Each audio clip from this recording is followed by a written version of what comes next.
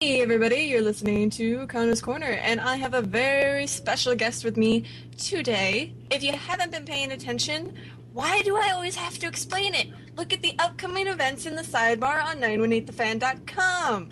Today with me, I have Wind of the Stars, also known as Mel. Say hello to those radio people out there. Hi everyone. And you are a very awesome cosplayer. I don't even have to say critically acclaimed. I can just say awesome. Oh, thank you. And you originally started cosplaying how many years ago? Well, I made my first costume back in, I think it was like 2004.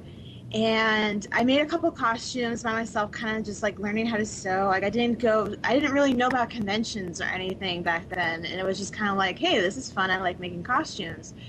And then I just kind of discovered cosplay.com, and I was like, oh, and I discovered this whole world of conventions. I'm like, oh, what is this? And I got all intrigued. And about 2006, there was a little get together in Sacramento, California, which is about 2 hours from me. And I dragged my friend along. I was like, come on, let's go, let's do this. And so she went with me, and it was a lot of fun. And I went back again. It's SAC Anime, and I think your next guest is going to be talking about that. Pikmin Link, she runs it, the masquerade over there. So we were over there, and we're like, hey, let's go again. And so we went, and then before I know it, I started going kind of on a regular basis. And I went to WinterCon, which is in San Francisco. That was like my first like kind of a larger con for me, and it was a really trippy experience. And so, but after that, I was like, oh, I have to keep making more costumes, and it just kind of snowballed from there. So, and yeah, that's kind of how I got started, and now here I am today. So you just had a real passion and a real knack for it then? Kind of. I've always been really artistic, and I've always been doing like painting classes and a whole bunch of stuff. In high school, I went through this special program called the IB program, and they had an art section, and then I went through that. So, I mean, I've always had, like, the creative part to go along with, like, the school part, because if I don't have the creative part, I get kind of crazy. So, I mean, it's kind of like my let out, of stress and everything like that. And at that time, I just picked up sewing, and I started getting back into anime when I got into college. So, and I was like, oh, well, this is kind of interesting and intrigued me. And so I just picked it up, and my mom showed me how to do like basic stuff on the old sewing machine, like just how to use the machine. And then I just picked up patterns to start teaching myself. So, and that's pretty much it. You guys are lucky. My mom didn't know how to sew for anything. I had to go to classes. Oh, wow. My mom was actually, she's actually quite crafty herself. And when I was young, she would sit down for Halloween every year. We would get together, and she would make me this really elaborate costume. Like, she did Belle from Beauty and the Beast, and I actually had like this huge dress with tulle and Wow. yeah, she used to put me in competitions in Southern California for the county. And I would always win because everyone else just had kind of like store-bought costumes, but she would like go to the nines to make me these costumes. So I think it also kind of started from there because she used to make me all those costumes, and I really liked it. So I'm glad that she knew how to sew and how to be kind of a crafty person too. Now that you cosplay commonly, do you ever enter, competitions and whatnot at normal conventions? I do. I kind of been limiting it now to only Fanime. Fanime is the only time I really compete. I like competing there. The judges, they do appreciate craftsmanship. And there's a lot of places, maybe not too much anymore, but I remember when I first started, there was quite a few places that are like, oh, we're not going to do craftsmanship judging. We can tell how good your costume is from on stage. And I was like, well, I don't think that's true. And so there's a few places I don't compete anymore because of that reason, because I don't think it's fair, because there's other people there that have amazing craftsmanship, and I think it just deserves at least like 5 minutes for someone to look at it and to realize how much work goes into it, because someone that has a fully beaded dress on, which I think happened at one of the conventions, it was gorgeous. But when you're on stage and the judge is like 50 feet away from you, you can't really see all the intricate beading work. So that's why I like competing at Fanime, because they do sit down and they'll let you sit there and talk about your costume for as long as you need. And they know they've been doing costuming for quite a bit, the people that judge over at Fanime. And then they will sit there and they will grill you. It's like, how'd you make this? What'd you do for this? What was the technique you used for this? And I really appreciate that, because a lot of times, they won't, someone will ask you how it's done. They're like, oh, that looks cool. So it's kind of nice to sit there and talk about how much work, that went into it. And I really like doing the crafting part. I like the problem solving. That's one of the main reasons why I like making costumes so much. I like the aspect of it. So, and with anime, it's just a great competition. Everyone really brings out, their best stuff that they can bring. And it's really fun competition. They're really organized over there. So if you ever want to start competing, I suggest trying at Fanime.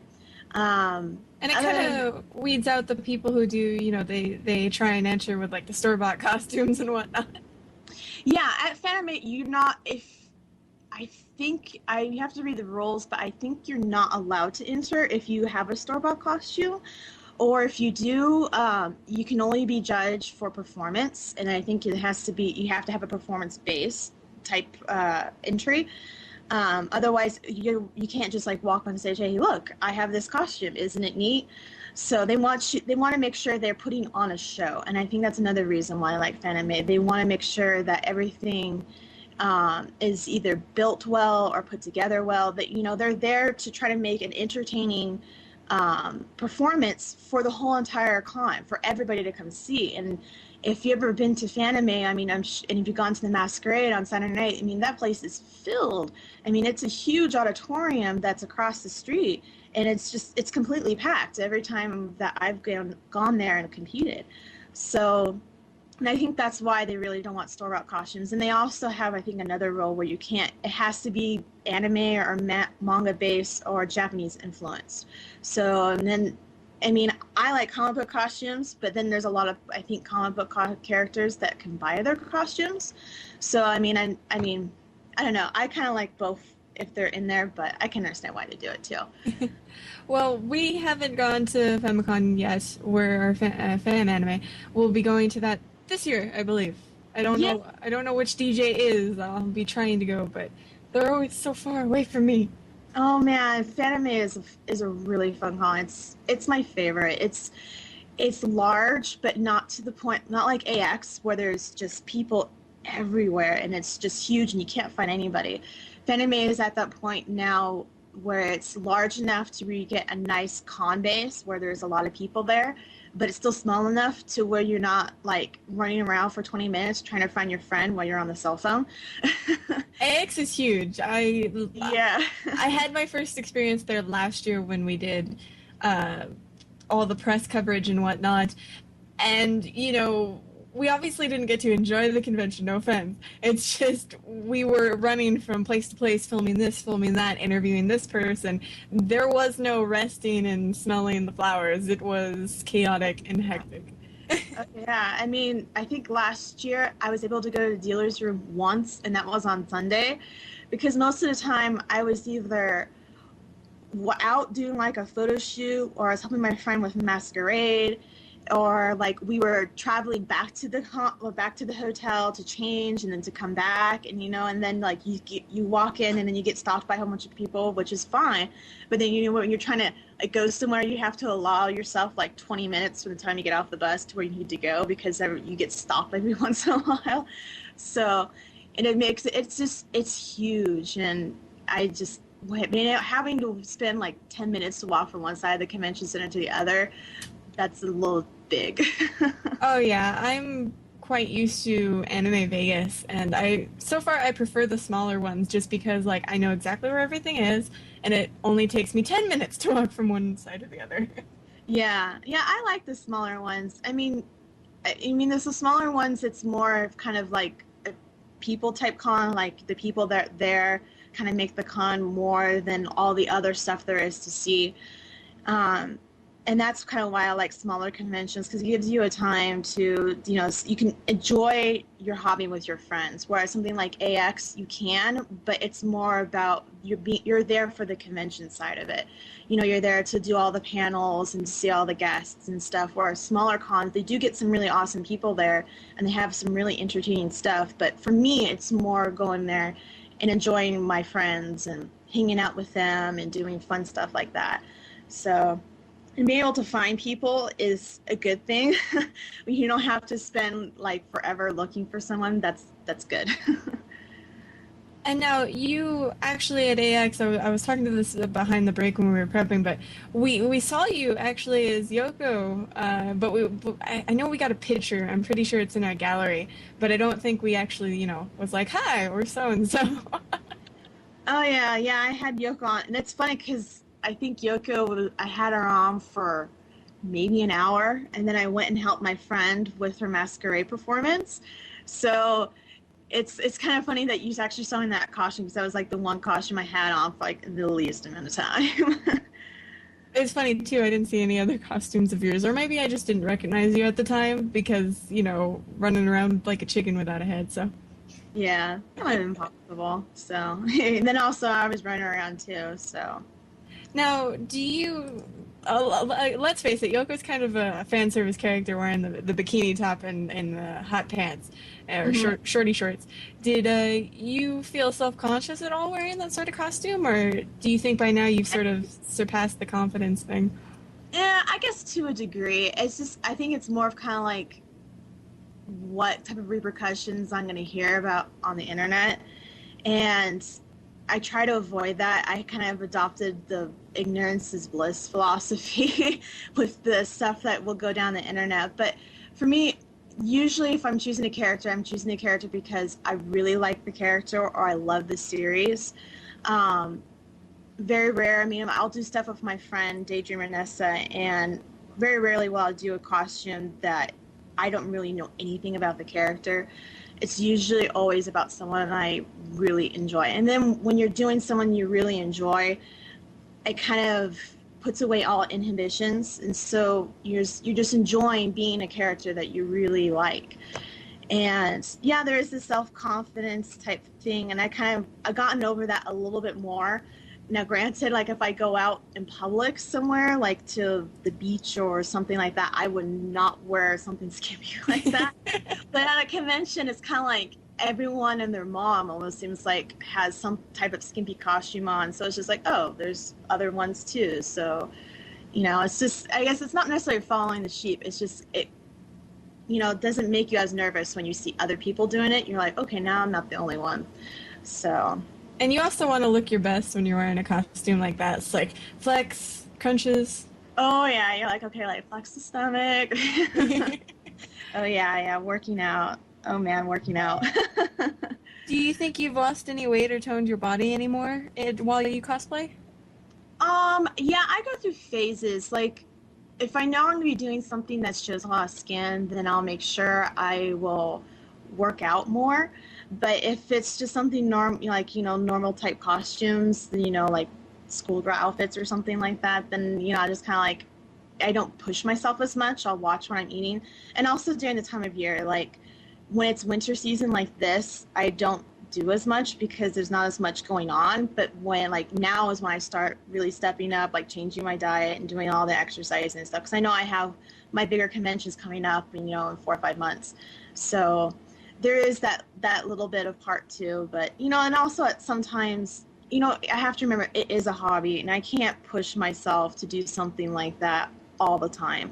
And so that's why like during the fall and winter I was like, I don't care because otherwise it's just going too far for me. And I have to remember I have to enjoy it too. And I think that's a big part of it. It's like you have to enjoy this hobby. If you're not having fun, then really what's the point? So well, everybody has to have those times of being a couch potato. Oh, yeah. Busting out the Xbox and playing the games. And when else are we going to watch anime, man? Yeah, that's it, sitting here and watching. Yeah, winters when I catch up on everything, and I was like, have you seen this? Have you seen this? I'm like, no, but it's on my list, I swear. I've been too busy. Oh, yeah, exactly. But we're going to go to a short break, so stay tuned, because when we come back, we're going to talk about more awesome stuff. Only on 918 The Fan. 918thefan.com. Have you logged on today? Who, me? No. No? iStock's daily news show, video reviews, articles, forums, and an anime directory. Don't get left behind. Log in today. Only on 918thefan.com? 918thefan.com. All right. 918thefan.com.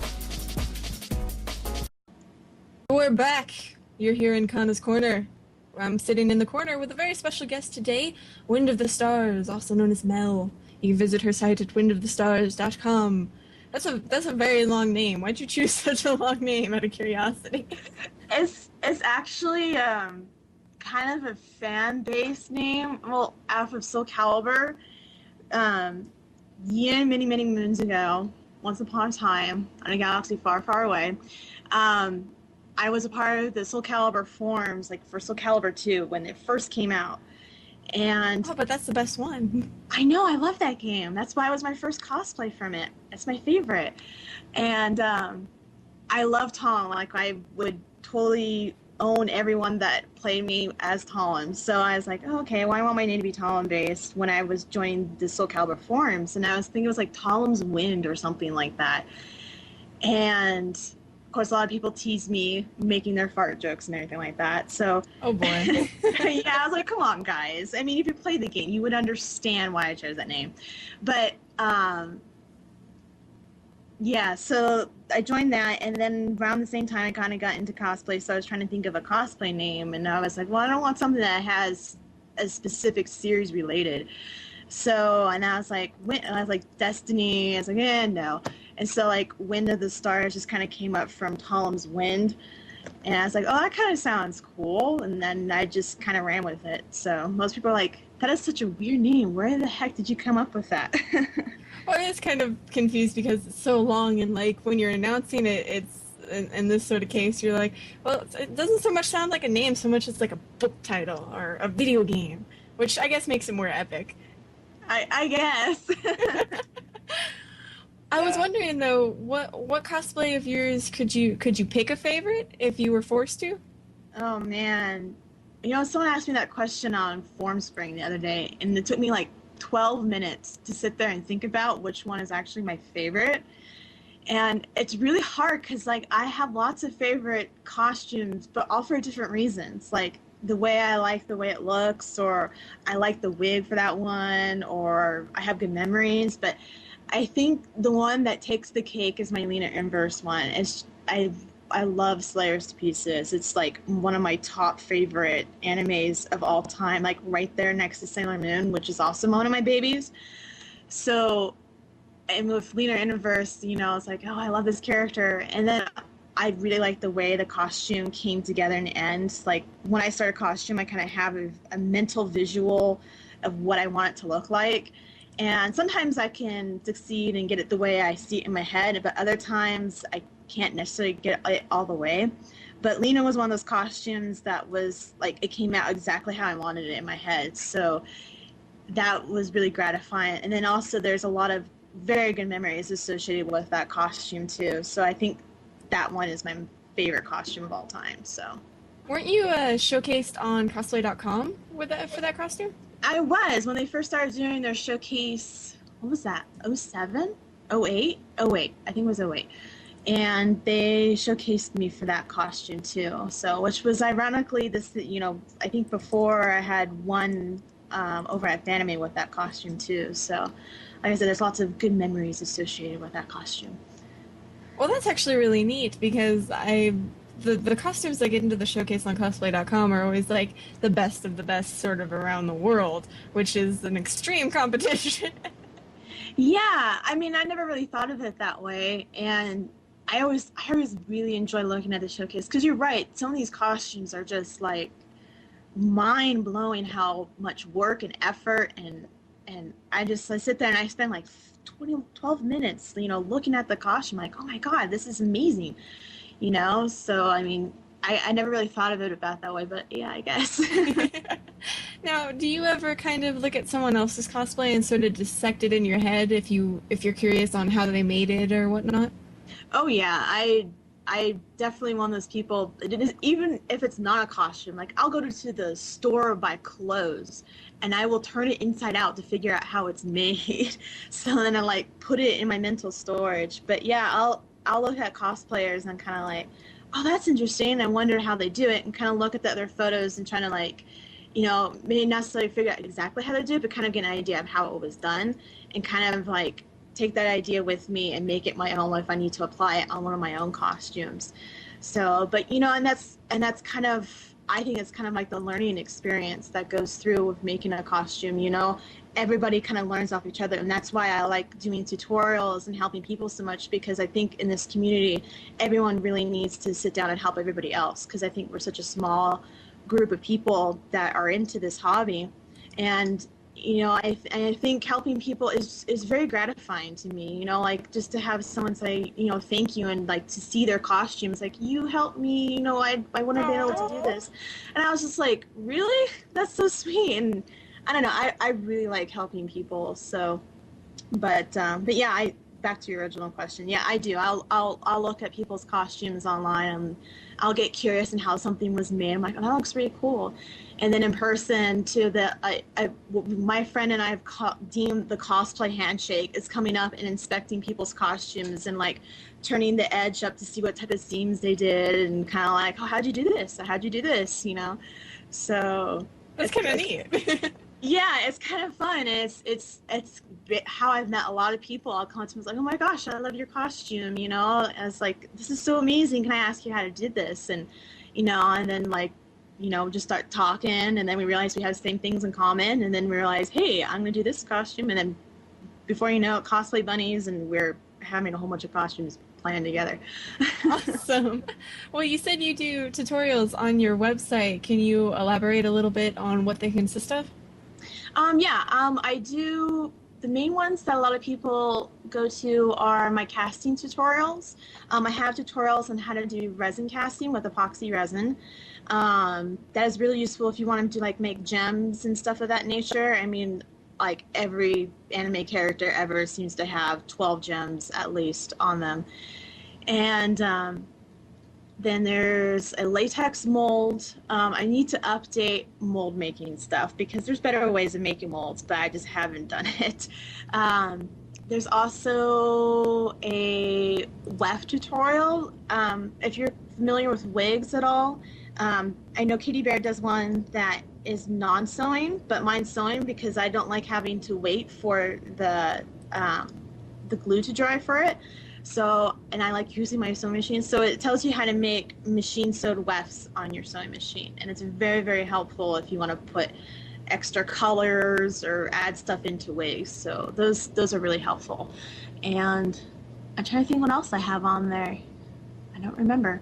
I think there's some craft film stuff on there too, so that I made a while ago. But yeah, I've been meaning to do more tutorials. So make sure you guys check back because there'll be more, I swear.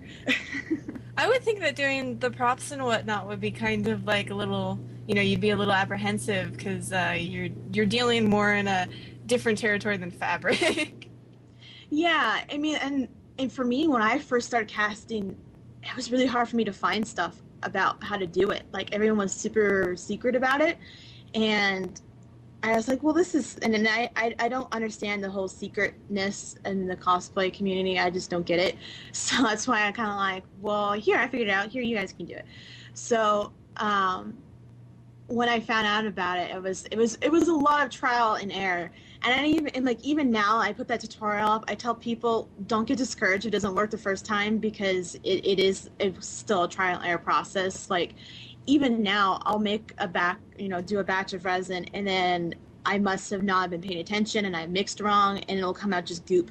And so, I mean, it's very easy to mess up the equation if you're not paying attention, or if you're adding too much color in, that will mess it up too. So, resin casting and stuff can be a little tricky, and it's very intimidating the first time you do it because you're like, well, I don't know how to do this, mold what? So, and that's why another reason why I like doing the tutorials. But yeah, doing the casting and then it can be complicated sometimes. But also, if you have a plastic store in town, if you go down and talk to them and just pick their brain, they will tell you everything that you need to know. Like the first time last year, I did fiberglassing, and I've read a little bit online, but you kind of like want to get as much information as possible before you start any project. And so I went down to my plastic store and told him, I was like, hey, I'm going to make fiberglass somewhere, but I've never worked with fiberglass. and they looked at me like, you're crazy, girl. And I just sat down and I just was there like every week when I was working on this project, just like picking their brain, like, well, can I do this with this? Like, will this work? Is this, well, asking a bunch of different questions and what type of material, showing them reference pictures and saying, hey, this is what I'm kind of making. Is this material a good material to work with, or what would you suggest? So I always tell people, if you have a plastic store like Tap Plastics, the one here in Reno, if you live in Reno, Tripp's House of Plastics, they're the most friendly, most informational people ever. Highly recommend them. But yeah, just go down and just talk to people, and just kind of say, hey, this is my project. I'm kind of new to this. Will you help me? And they'll be more than happy to help you, because to them, you are here to spend money. And they're like, hey, if I can get this person to spend more money, I'll be glad to help them. So that's sort of just beyond me. I'm still at the point where like I don't even know where to shove my wigs yet. Yeah, I mean, you'll get there. And it's kind of nice because now like little belt buckles or buttons or something, if I used to make them out of clay, but clay can get so heavy and once it breaks, it's broken. You're like, oh man, now I have to make another one. So now I'll just we'll make it out of clay, do a quick little mold, and then I'll just cast it. So that way, if it breaks or if something happens to it, or if someone says, hey, that's cool, I want one of those, I can sell them one. So, and it's really quick. And I have quick casting plastic that sets in 15 minutes. So I can do a whole bunch of them if I need to. So it's great for buttons and stuff. And I do commissions on little amulets from the game Devil May Cry. So I use that quick cast plastic so I can turn out a whole bunch of them at once. So. Well, you're actually selling, if I remember correctly, some of your costumes at the moment, right? Yeah, I am. I'm trying to clear out the closet. I have too many costumes, and I'm selling Hungry from Access Powers Italia. I just sold my Auron coat. I was very, very grateful for that. Thank you to the person that bought it, if you're listening. And my Lucky Star outfit, I'm selling that too. It's just costumes that I've made, well, not the Hungry, but I've made the other two quite a year, 2 years ago. And I just don't have a desire to wear them anymore. So I'm like, gosh, I needed the money. We're trying to move out and stuff. So I was like, get rid of them. And they can find those for sale on your site at windofstars.com, right? Yeah, they can. They're for sale. They have a nifty little buy it now button if you just don't want to contact me and just want to buy it. You can buy it through my website, or if you have questions, you can contact me through my website, which is windofstars.com. But they're also listed on cosplay.com's marketplace. So if you just want to search through there, it'll be really easy to find it. And you feel free to ask me any questions, if you have concerns on sizes and stuff. Just shoot me a quick email. So. And now, how would our listeners be able to stalk you? Not in the literal sense, of course, but. I try to update my site more often than I used to, so you can go through there. I try to post blogs every once in a while about cosplay progress and about normal stuff, but I also have a live journal, which is windofthestars.com. Actually, Wind of Stars for pretty much everything. I have a DeviantArt, there's a cosplay.com, there's an ACP. I love ACP. I love that site so much. It's so easy to find stuff through there. I do have a Twitter, so if you want to follow me on Twitter, and I am like a lot of people, and I'm totally addicted to that program. So I am too. I update the 918 the fan Twitter, and none of the guys want to touch it with a 10-foot pole. Oh really? Oh man, I'm shameless about going on there. My boyfriend always teases me when I'm sitting there. I'm on my phone. I'm posting something, and he's like, "Are you being a twit?" I was like, "Well, maybe." So, just a little. I know. I was like, but it's fun, So, but yeah, but I think those are the only places. I have a MySpace, which is One of the Stars, and there's a Cospace, but I don't really check that too much. So. Yeah, I think MySpace is slowly becoming defunct. Yeah, I mean, I'll log on there and answer questions or friend requests and stuff, but I don't really navigate anywhere else throughout the site, but to the main page and just go okay. So, but yeah, but. Now we were wondering before we let you go today if you had any more upcoming projects. I do. I have a lot of stuff planned for 2010 already, and it's like, what, the second, third week of January? So, but one of the ones I'm really excited about for WonderCon is I'm doing my first comic book character, and I'm really excited. It's Songbird from Thunderbolts. It's kind of it's not necessarily obscure, but if it's kind of obscure. So, and I was really surprised no one's done her costume. I mean, she's really cool. She does her power has to deal with like sonics and stuff, and she has these really cool wings and pink, and I'm really excited for it. So, there's going to be some Soul Calibur stuff going on, and I think there's going to be some Street Fighter stuff going on. My goodness, some more Umineko stuff. I finished that series and I love it.